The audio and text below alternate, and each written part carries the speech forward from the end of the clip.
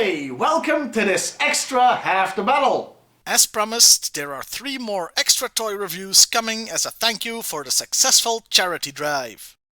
I figured it was time to get back to those. First up is the Deadpool Rainbow 5-pack. And no, I'm not counting these as 5 separate reviews, though that would have made my life a whole lot easier. These just count as 1. So meet Deadpool, and Deadpool, and Deadpool, and Deadpool, and finally Deadpool. Though only one of them is actually Deadpool.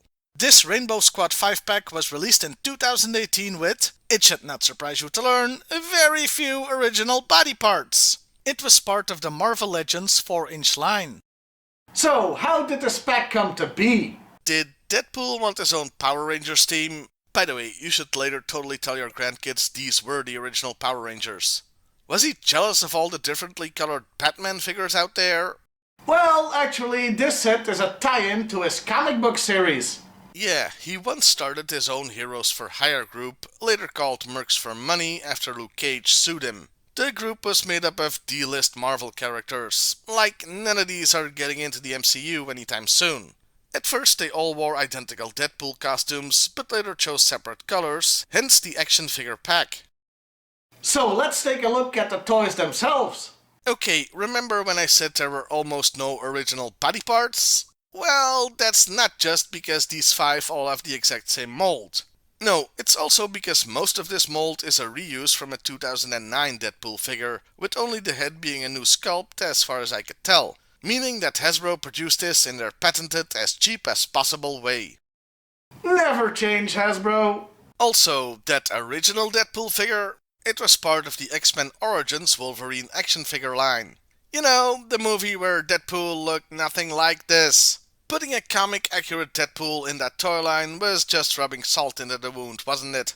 Anyway, these toys look great, and they move great too.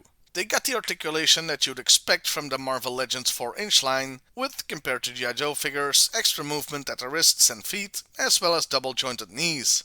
When it comes to accessories, there are plenty to be had. But once again, thanks to Hasbro's legendary cheapness, every figure comes with the exact same weapons. You've got 2 swords, a knife and a gun. The neat thing is they all fit on the figures. They all have 2 sheets for the swords and 1 for the knife, as well as a gun holster. No need to store any extra weapons in a plastic baggie. Still, it's a real shame they all have the same stuff. As giving them unique weapons would have been a good way to differentiate the characters, apart from the colors I mean. Overall, it's a neat set you can still find relatively cheap on the secondary market, like I did, and I recommend getting it. Also, Rainbow Squad is a better name than Mercs for Money, cause that's a bit redundant, isn't it? All mercenaries work for money, it's sort of the definition. Finally, I do question why anybody would want to dress up and pretend to be Deadpool. I mean, the guy is basically immortal, and everybody else isn't. And everybody knows this, so even if a good guy would be fighting him, they wouldn't hold back. Meaning that dressing up as Deadpool is probably the most dangerous thing you can do. Oh well, I don't think the comic ever said these were the smartest guys around. Well, I'll see you next time, everybody. And hey, why not like, share, and subscribe if that's your thing.